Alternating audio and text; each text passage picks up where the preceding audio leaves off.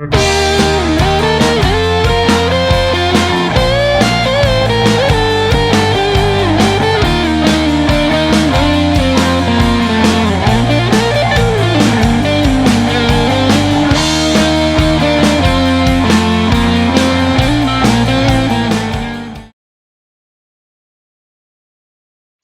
we go.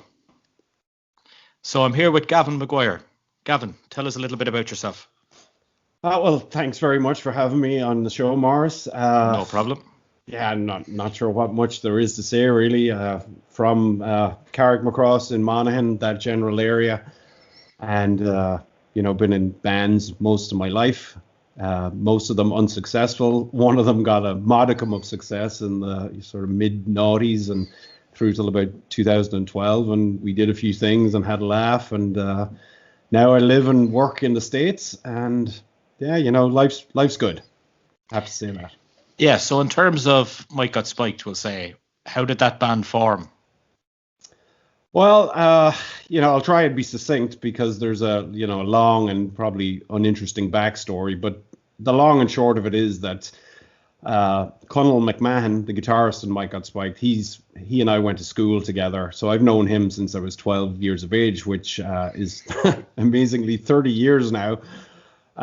So he and I had been in bands when we were in high school together. And then when we went to college, he went to the rock school in Ballyfermot. We met a bunch of different people along the way. One of those people was Johnny Miles, who coincidentally was actually from the next town up from us in Monaghan, Castleblaney.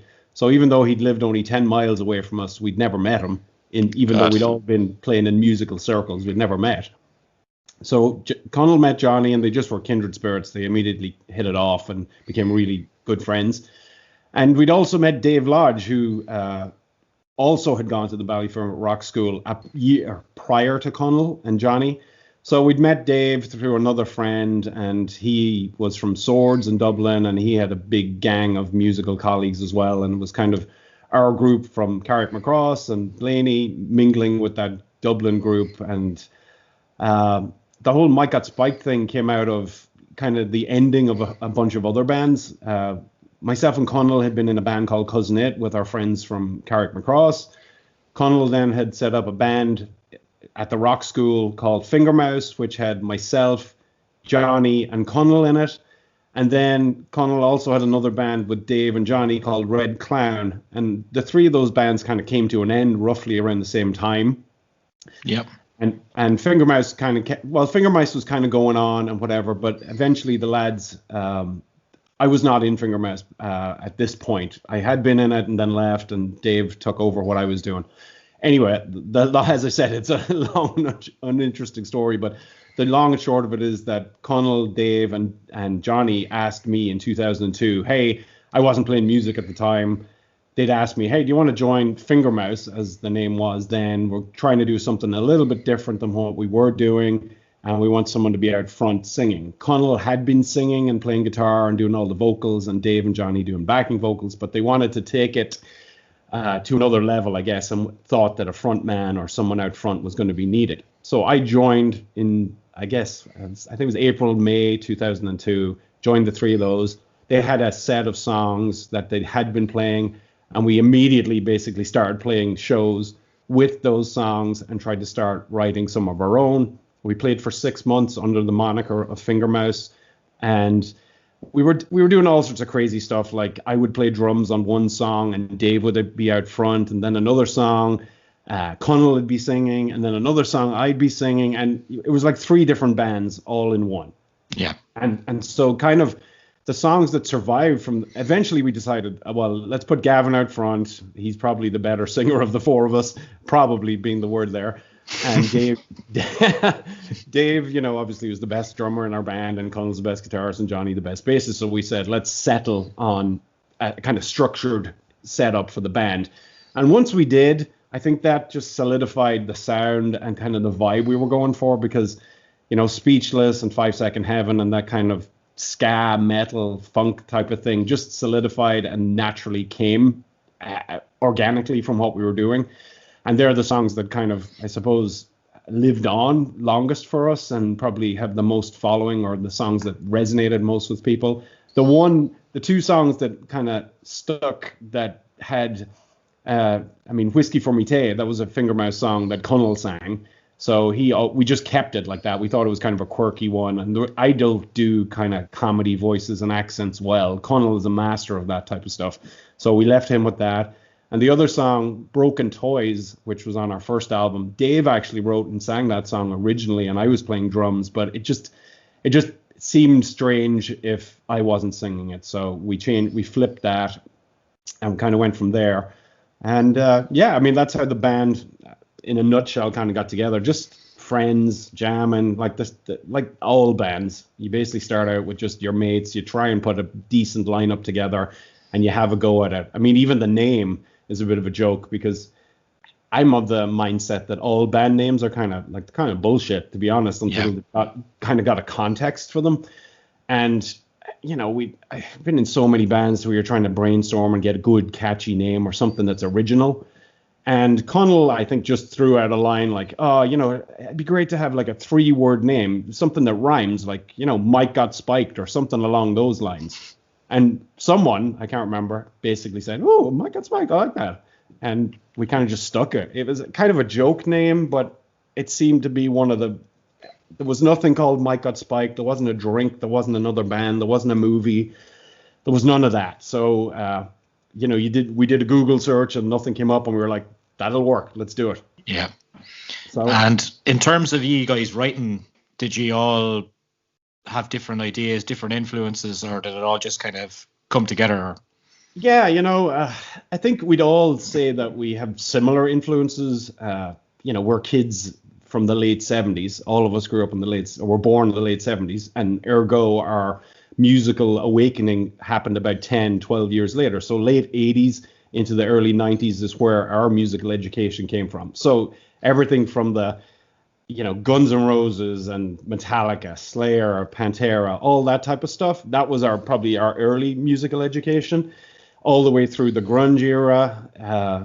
And I think, a lot of our influences collectively were similar, but we also had some disparate elements too. Like Dave was a big into Paul Simon and sort of more, world music. Whereas, Connell and Johnny, they liked their hard metal side of stuff. And I kind of liked, everywhere in between. Fate No More is my favorite band. And that kind of, you can hear it in the way I perform and the way I sing. Mike Patton and the legions of musicians that he has influenced, that I'm one of those people. So he informed the musical stylings that I like. But I do like a lot of pop music, and so does Connell and Dave. And I think you can hear that in a lot of the vocals that we did. There would be a hard edge to it, but also I would like to think a pop sensibility that came through as well. Yeah, there's a lot of harmonies in the songs as well. Yeah, I mean, we're all of us in the band were suckers for catchy melody. We always were.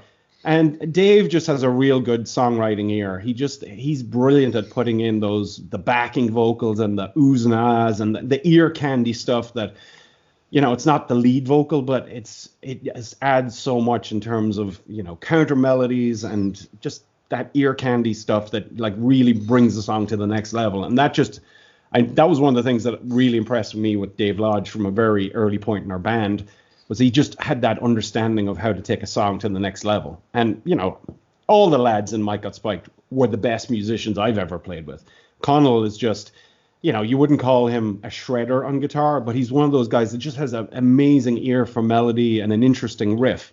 Johnny is a phenomenal bass player. And then Dave, again, wouldn't be the craziest drummer in the world, but he just brings an innovative spirit to what he does. And, he's all about keeping it in the pocket and grooving. But if he has to show off and be flashy, he will do it in a way that I had never seen anyone else do. And so I always consider myself the weak link in that band. And I was just grateful to have an opportunity to play with musicians who elevated my game something serious. Because when we first started playing, I opened my mouth and I shout and scream and sing or whatever. But it wasn't until we did our first single and tour and then the album that I really started taking singing seriously and trying to understand how you sing and taking lessons and reading up about the voice and warming up and trying not to drink too much before shows and getting enough sleep and drinking water. So yeah, I mean, those early days were, just there was an energy in Dublin at the time in 2003, 2004 that, there's a community of bands in that area under the banner of like Gig Smart Ireland. And those lads, they helped us immensely with the business side of things and, how you get outside of Dublin rather than just playing Eamon Dorn's and the Music Centre and places like that to your friends. How do you put together like a tour, or how do you put together like an idea of releasing a single? That sort of stuff was so foreign to us when we were first starting out. The idea of like, well, you have to get signed, and if you're not signed, how could you ever release music? I mean, obviously the industry was changing so much at that time as well with, MP3s and all that type of side of things. So we were blessed to, basically be taken under the wing of the Gig Smart lads, because I doubt we'd have ever accomplished anything if it wasn't for them and their energy and belief in us. So, we collectively owe great debt of gratitude to those three guys. I do bump into Connell the odd night out in Dublin. And you probably see him more frequently than I do. Yeah, one of the last times I seen him, he was playing in, where was it? Temple Bar, in an 80s kind of cover band as well. Yep. Yeah, really good. I mean, the man can throw his hand to anything. He's a guitarist and by trade, but he's also excellent on the piano. He's also excellent on the bass guitar. He's an excellent singer. He could pick up any instrument and just figure out how to play it. He's a musician's musician. Everyone who sees him play just goes, wow, that guy. Is he in any bands now, or? So, I mean, after Mike Got Spiked called it a day, which was in 2012, Connell went back to Ireland. We'd spent 6 years in the States at that point touring. It'd been grueling. We'd seen a lot of highs and we'd seen a lot of lows. And I don't want to speak for Connell because I don't know anyone else's mind other than my own. But I know I think he had enough of LA at that point. It's a tough life in LA, even if you're doing okay. It's an expensive city. It costs a lot of money to live there. It's a huge city. Like Dublin's a big city, but LA is it's sprawling in terms of its size and scope. Traffic's a nightmare. There's just a lot of pressure living in Los Angeles. So I think he just had enough of it after 3 years. Myself and Johnny had already gotten married and had left the band at that point. So he remained in Los Angeles. Dave remained. I remained. But then both Connell both Dave and I had, serious relationships as well, which kind of meant we stuck on or hung on in the States. But Connell went home to Ireland. I think he just needed to cleanse the palate and reset. A band, there's a necessary evil to being in a band, and that's the business side of things. We all love being on stage, playing music, writing music, recording it. But for every minute you get to do that stuff, you gotta be focusing on business and marketing and campaigns and all that type of stuff. And I think it's just sucked the fun out of the band for Connell because, it just did. The magic of what we did was four dudes just getting up on stage and having a laugh and playing music that we liked. And then when you build up a fan base and kind of expectations and bills and, visas and commitments, it takes the fun out of, let's just have a laugh and play a song. We need X amount of people to show up at this show to make X amount of money, to sell X amount of merch, to make it to the next venue, etc. It just becomes pressure and hassle. So I think Connell had enough, and he came home to Ireland and just cleansed the palate. He went to Germany briefly with friends who had a bar there, and he joined with Tom Brunkard and some of the lads who were regulars in that Gig Smart circle in the band DeLorean. They were that's the band, big 80s cover band, did a lot of weddings and stuff. And Connell slot in as bassist and singer, I believe, in that band, and then they went on to be the Queen tribute band. Or many of them went on to be the Queen tribute band, and Connell joined or sort of segued into that band also. I think he's since called it a day with that band just because the touring schedule for them started to become prohibitive, and he had a day job, and it just again was becoming hassle. Too much business and not enough fun. I assume so. No, not to in any way denigrate Queen or DeLorean because they are phenomenal bands. I've seen them and they do an amazing thing, but again, without trying to put Connell's words into my mouth, I think he just was like, I've got a day job. I want to focus on other things right now. I've done the music thing for a while. And so, yeah. The same thing happened, Paul Harkin, when his band Jekyll went over. Paul is still there, like you. Yeah, he's a good lad. He's still going strong. We lived briefly with Paul and the lads in Jekyll, Caven, in 2009, and man, that was a wild few months, that's for sure. I'd say that. Great crack, but it was wild. A few beers were had. Understatement of the century there. Yeah. In terms of America, you've done like a hell of a lot of shows over there. Like, I can't remember you've got mad statistics. I don't know if you remember them. I've seen them on videos before. Yeah, it was crazy, but we were emulating what Morello had done before us. And so Morello were, another band from Monaghan, good friends, lads we met through the Gig Smart circles. And, while Mike Got Spiked had done reasonably well in Ireland, Morello immediately kind of set their sights on further afield. And so they, in 2005, they just upped and left and went to the States and went off touring and got themselves immediately signed within a week of arriving, and then got themselves signed again 6 months later to a bigger label. And then they were doing a bunch of tours that were sponsored by magazines and clothing labels. And we were like, holy shit, look at these guys. They're fucking killing it. We got to do this. Because already in 2005, we felt, we'd gotten the Warped Tour and went to Canada and played on that. And that opened our eyes as well. Basically, it was an absolute disaster. And it opened our eyes to, we got to really up our professionalism if we're ever going to go anywhere, because we tried to get into the country without performance visas, without understanding the distance between cities. We're from Ireland, so we were like, you can drive from Dublin to Cork in 3 hours and you're at the next show. When we got to Canada, we picked up our gear, most of which had actually ended up held in customs. But when we actually got on the road, we were looking at a 10-hour drive to where we needed to be. And that sort of distance didn't register at all. We had no conception of it. And it was just naivety and bad preparation. So that tour, disaster and all as it was, opened our eyes to possibilities, number one, and then two, the level of professionalism we had to bring to the game. So after that tour, we quit our jobs. All of us had, good jobs in Ireland. We were working. Yep.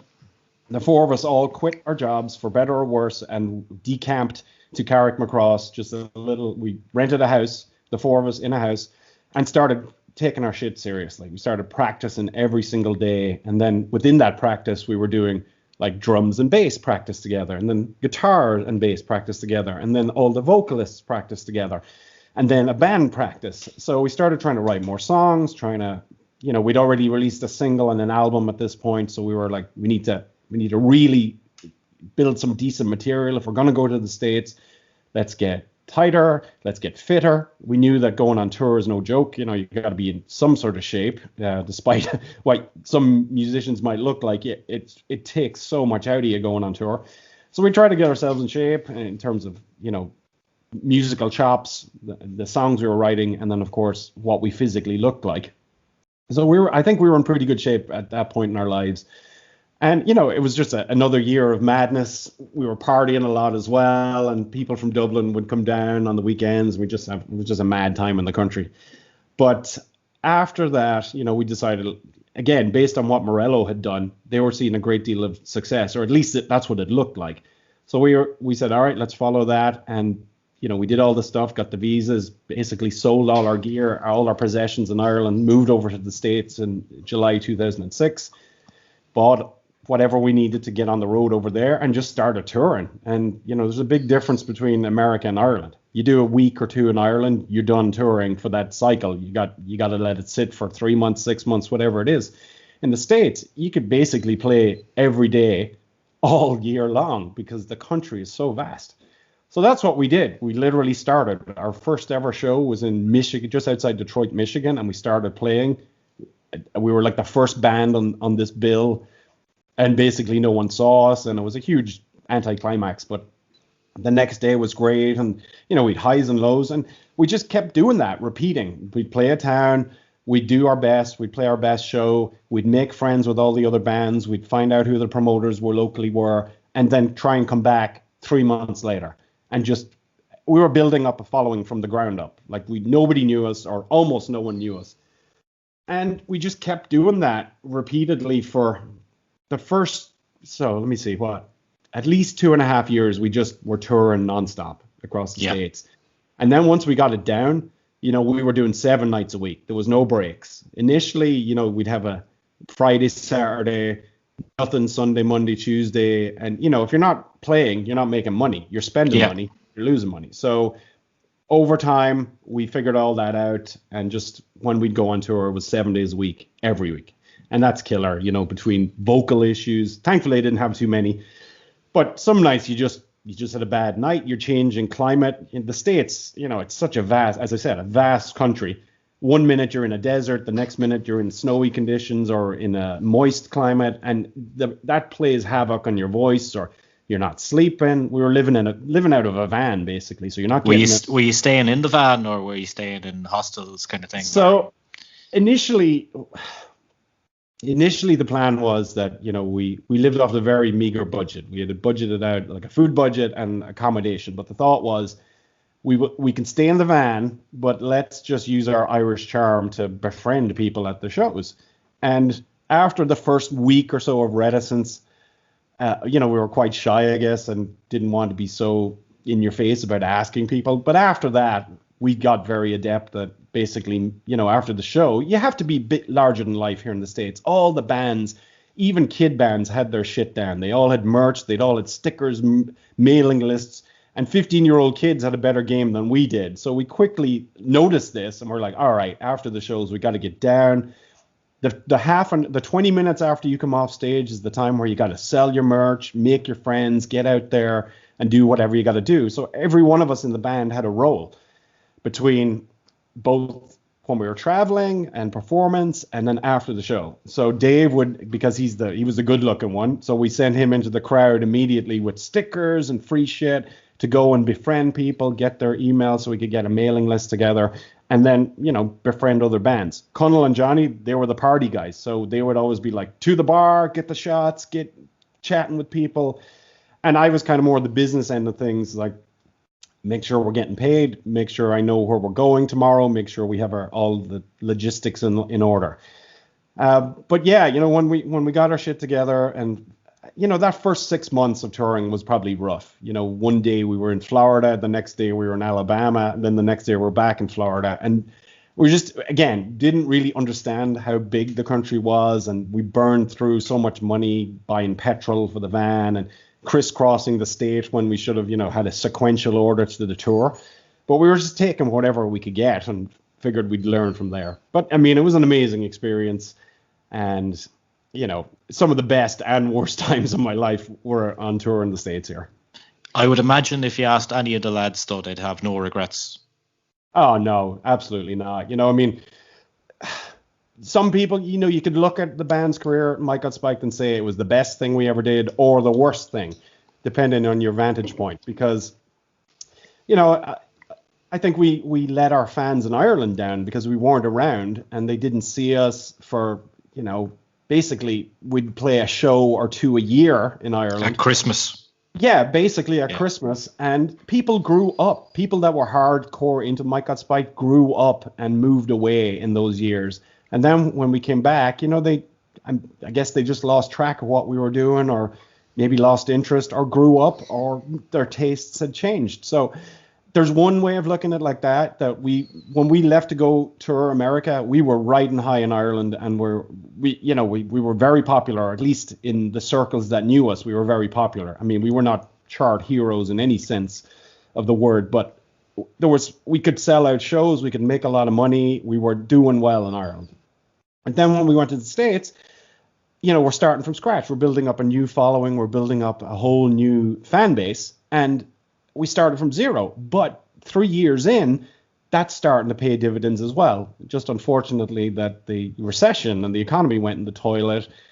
And then when that did, Johnny had met his now wife along the way. And I think he kind of thought he saw the writing on the wall. So he kind of stepped away. And that created some bad vibes within the band emotionally for the lot of us, because 3 of us were struggling musicians and Johnny was living the good life. And I don't blame him. I don't blame him for that. But it was tough for the other three of us who, were struggling, sleeping on floors.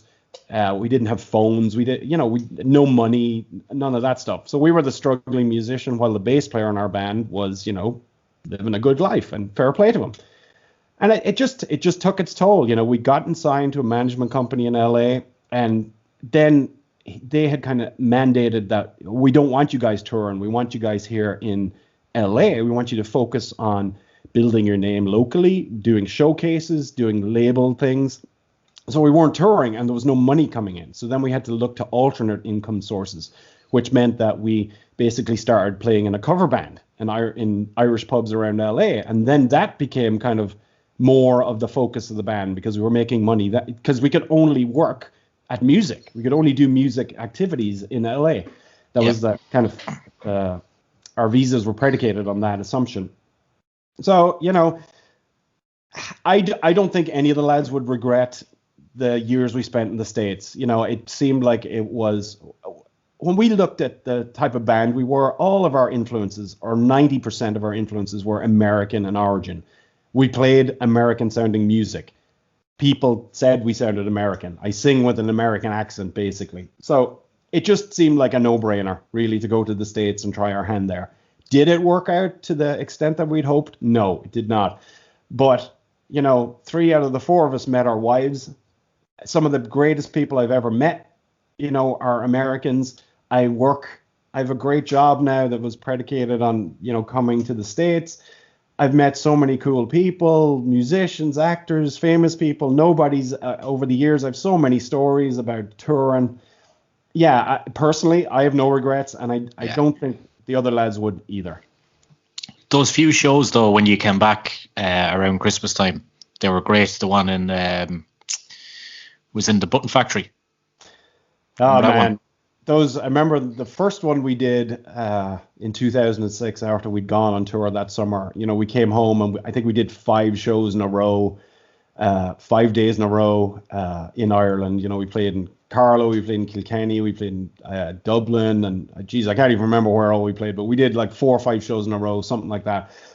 But that first one in the Music Centre, or Button Factory, whatever it was called at the time, I know that I personally felt like a hero. The place was electric. The atmosphere that night was like, it was amazing. And we had a bunch of brilliant bands playing with us as well. Morello and Just a Word, and I think it was Mojo Fury. So like 4 killer bands playing, for a $5 or whatever, $10 or whatever it was back then. Yeah. And yeah, I actually won free tickets in the Evening Herald for that gig. Holy shit! That's amazing. That's my sort of litmus test for you're making it if you can win free tickets in the newspaper to a show. So we must have been doing all right if you could win tickets to it. But yeah, well, I was going to go anyway, but it just felt like we were, there was something special at that time in Dublin, at least in that sort of alternative rock music scene, that there was a bunch of bands and people who were just tapping into the zeitgeist or something. And we felt, again, not to say that we were the all-conquering heroes, but I just, I still see the pictures. I see some of the videos from that show, and it just, we were tight. We were really tight as well that night. We'd been playing for 6 months straight. There was no slop. We had the show down. We had the music down. It just felt good. So those Christmas shows were always a highlight. Obviously, over the years, there were diminishing returns on those, because as people started to grow up and leave and do other things with their lives, we started not playing at the Button Factory, playing at the slightly smaller venues. And, that was sad in a way. But, I mean, I think every musician wants to be the famous, like, Axl Rose level rock star or whatever. But, I mean, I would never consider Mike Got Spiked a failure. No way. No. Some people have said that to me, like, it failed, didn't it? And I was like, what? No, it didn't. What the fuck are you talking about? It didn't get to the level I'd hoped, but no way would I ever consider it a failure. No, not a chance. I remember the No Is Not an Answer album launch as well in the Mez. Myself and my friend Kevin went. We had a bottle of tequila before we went. A whole bottle. We were a nightmare that night trying to get the set list. Just rush over. Oh man, that one I don't have as clear memories about, but the whole No Is Not an Answer album, it pains me in a way because it's not as an eclectic an album as say Caveat Emptor was, and I think that I think it suffered, or the perception of that album suffered because it's a more straight ahead rock album. But of all the stuff we ever recorded, and I suppose this is always the way, right? The most recent stuff you record is usually your favorite. So when I listen back to all of the stuff we ever did, critically with a critical ear, I definitely No Is Not an Answer is definitely my favorite output from Mike Got Spiked. Again, I think I'd become a much better singer. There's stuff on the earlier The songs. production and quality is immense on it as well. So Exactly, what I mean, like just and there's a vibe, from LA. We did recorded it in LA basically, aside from two of the songs were recorded in Dublin, but the majority of the songs were recorded in LA. And I think that just, at least when I listen to it, I can hear it. I can hear that that's LA and that sound and just the attitude of the band at the time. We very much were in a difficult spot when we were doing that album. Johnny was in and out of the band, and we were all struggling in a sense with the financial side of living in America. When you couldn't work, we're just only subsiding off our musical revenue. And, the lads who recorded the album first did us a deal and all sorts of stuff, but we'd always felt we were on an upward trajectory until we weren't. And, I think Dave saw the writing on the wall maybe before the rest of us did. But, we followed it through to its bitter end. We did everything we could. We gave it our heart and soul. And as I said, I would not call Mike Got Spiked a failure. It didn't reach the levels that I'd hoped for, which was, obviously world domination and still doing it to this day. But, it informed the person I am today. It's led to a lot of amazing opportunities. I met my wife, because of Mike Got Spiked, and I would not regret any of that. But to answer your question, yeah, the No Is Not an Answer album, I wish it gotten, we released it probably too late in our career, and, we were already broken up basically by the time the album came out. And yeah, it's unfortunate because I think some of my favorite Mike Got Spikes songs are on that album. Your most recent single that was surprisingly came out there a while ago. What's the backstory to that then? Our friend Tim. Yeah. So that was something that just came out of nowhere, really. One of the greatest dudes we've met in the States was a guy called Tim Schluter.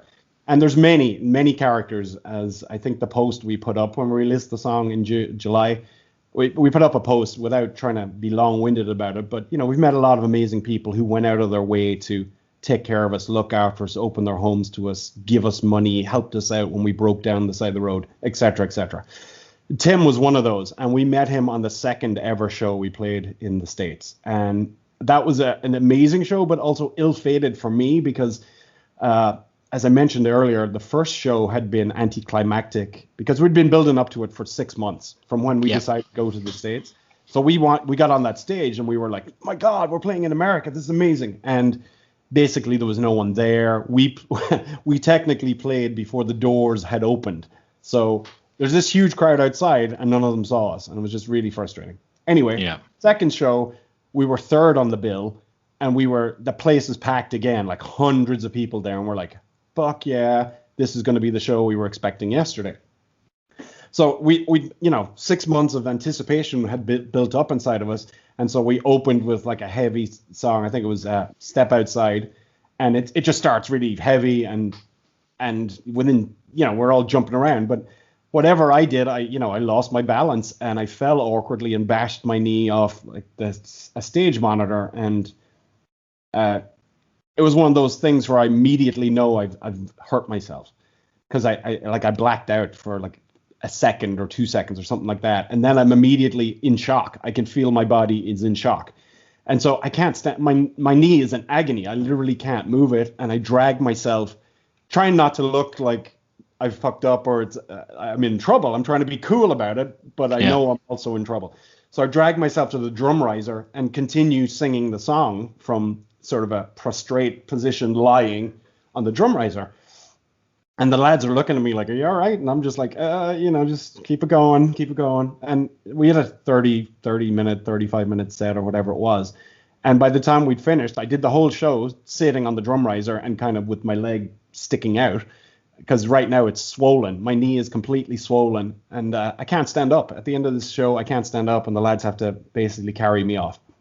The long and short of it is that the first person who met me off the stage was this guy, Tim Schluter. He had like a first aid bag and ice and whatnot, and clearly saw that I was in trouble. And, basically he found us a spot to stay that night and took me to the hospital the next morning. And I'd fractured my patella, which is your kneecap basically. And yeah, we stayed with him for about 3 or 4 days, I think it was, until, the swelling had died down a bit and we were able to head on to the next set of shows. And then thereafter, every time we played in Ohio, we would stay with Tim. He would help us book shows. He saved our bacon so many times. And yeah, he's just a larger than life figure, both in terms of physically the stature of the man, but also his personality, his laugh, everything.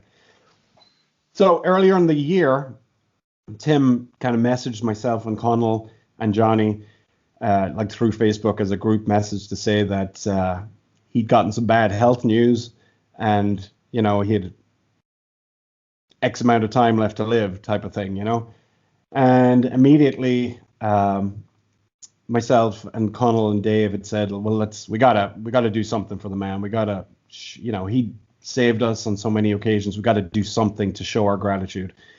And then very quickly, the idea of maybe writing a song came to mind. And, it's been years, obviously, since we've done anything together, and years since we even contemplated it. And, technology's come on. We've all got Macs and microphones and stuff in our houses, and we can all do stuff now. So, we just very quickly decided, let's do a song about Tim that kind of showcases the legend he was, what we talk about in the song is factually accurate. The very first verse is about, I turned a mighty pirouette and crashed upon the stage, and Tim came and helped us. And there's the next bit about the next day, his buddies from the National Rifle Association came over with guns and beers, and we're all shooting guns. Guns and beer are like the perfect partnership there.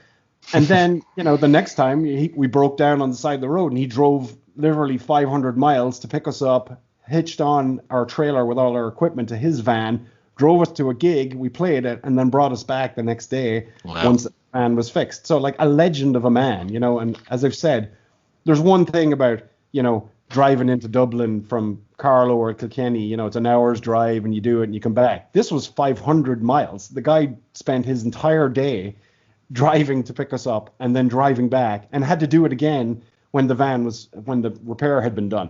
So that type of hospitality and selflessness, we just had never encountered it. So yeah, Connell did the music and he wrote the lyrics and he sent it all to myself and Dave.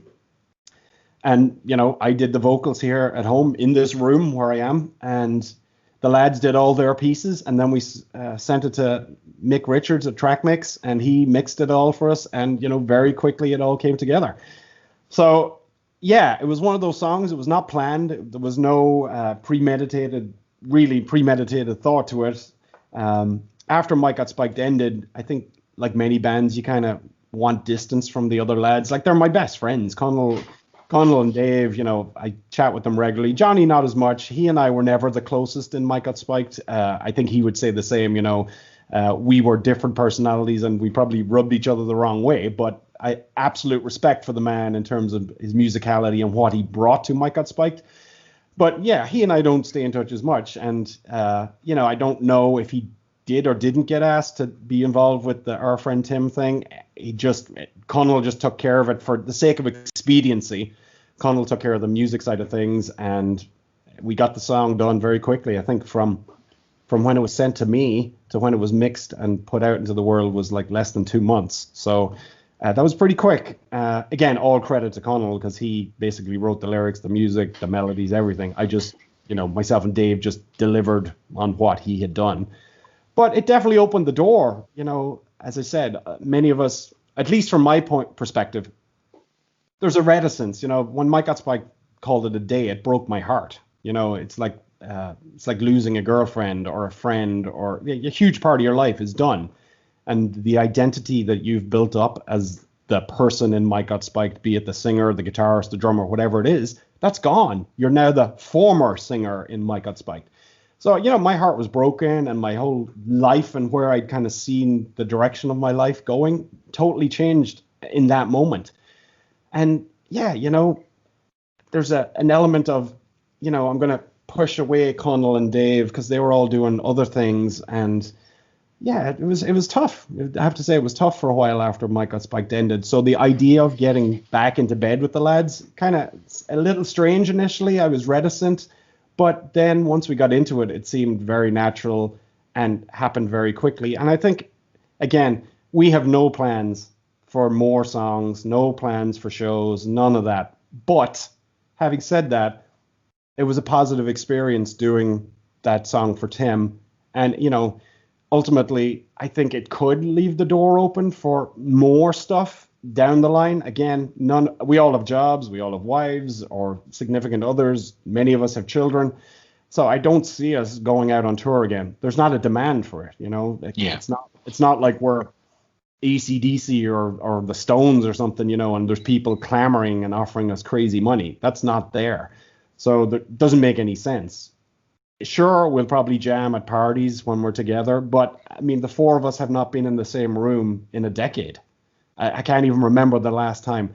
I think the last time the four of us was together was the LA release of No Is Not an Answer, which was in 2011, so 9 years ago. Wow. I haven't seen Dave in 3 years. Before that, it had been 5 years before I'd seen him. I saw Connell. When did I see Connell? Christmas. Last Christmas was I saw him for one night for a few drinks in Dublin. So it's rare that we see each other. So I don't see any touring. I know you've lobbied hard for more shows and one more show. Yeah, I'd love to. I would, yeah. But that doesn't seem to make any sense, really. But I never. It would just be a kind of situation, maybe if you're all home for Christmas at the same time, that kind of thing, or something, Yeah, absolutely. Because my band from school, that's exactly what happened. One Christmas we happened to be all at home together, and we just got together to jam, and then we were like, "Oh fuck it, let's play a show," and we did. So you never know. So exactly, I never say never. I'm not someone that's going to close the door on playing a show with Mike Got Spiked, because someday it might make sense. And I shared a lot of amazing experiences with those three lads and did a lot of amazing things. And I'd like to think we created some damn good music along the way. So, yeah, who knows? Tell us about your band now. Well, technically I don't really have an original band. After Mike Got Spiked, I was, again, reticent to join another band. But some lads here, I live in South Bend, Indiana. And this had been our kind of spiritual home in the States. It's where we kind of started and ended our tours. And so my brother-in-law, he's in a band, and he booked us. He ran a venue here in South Bend as well. He booked us a lot, and he was a big promoter of us.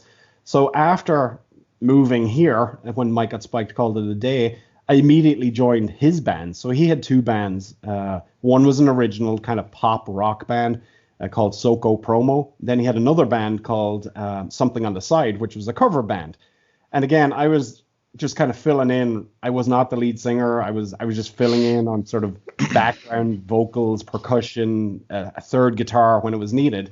But again, it was fun to do something that was fun and didn't have a huge weight of expectation on it. As I said, Mike Got Spiked had this heavy pressure all the time of, are we going to succeed? Are we going to sell this? Are we going to get people to come to the show? And the stuff here in South Bend just was a lot more relaxed, and let's just do it for what it is. Shortly thereafter, another musician locally here in South Bend, Steve Dixon, had reached out to me. He had a band that was going. It was populated by a bunch of musicians that I knew, and he asked me to join on vocals. Again, was really reticent to jump into something again after Mike Got Spiked. I had that sort of grief in my soul that I had to expunge, and didn't want to just get into the next thing. But against my better judgment, I did, and it turned out to be fun. And so I was in that band, Beauty Behind the Wreck, for about 3 years. We recorded a bunch of songs and toured locally here. I didn't want to go on tour. I didn't want to be traveling. So we just mostly did local shows kind of within an hour of South Bend. And we released a few songs, an EP and some stuff like that. And I actually have an album's worth of songs I got to record vocals for that. That band broke up in 2017, but we recorded a bunch of songs that I just never got around to doing the vocals. So it's on my list of to-dos. In terms of what I'm doing musically now, I after Beauty Behind the Wreck and Mike Got Spiked before that, I just was like, I can't do original music anymore right now. It's broken my heart too much in my life to keep doing original music. I gotta get over that for a bit. And so I've been playing locally with my brother-in-law, Steve from Beauty Behind the Wreck, and two guys I work with at the University of Notre Dame, who are both fabulous musicians.